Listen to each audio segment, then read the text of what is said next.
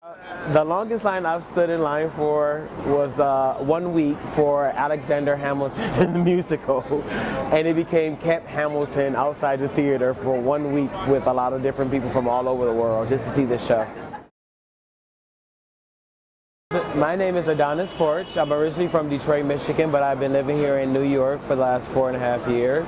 And during those 4.5 years, I have been a professional line sitter for a company called Same Old Line Dudes. We wait in line for everything. So like right now we're at the Richard Rogers Theater waiting in line for Hamilton tickets for the evening show at 7:30. That's because Robert don't want to do them, so he makes me do it. He's very appropriate too. Other lines that I've stood in line for was Yeezys, iPhones, Cronuts, $15 milkshakes at Black Tap,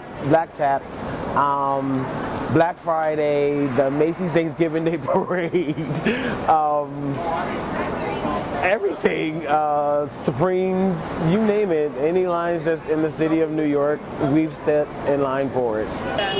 The worst line to stand in are iPhone lines because everyone is so hung-go for iPhones, you know? So you have some people that kind of ease their way into the line and cut people in line or even start unnecessary riots just over a little phone. So the best line that I've ever stood in line for was Yeezys because we stood in line, my friend Thomas and I stood in line for about 17 hours and they never released the shoes at that store because the kids were so rowdy and misbehaving that they said, nope, we're not going to do it, go home.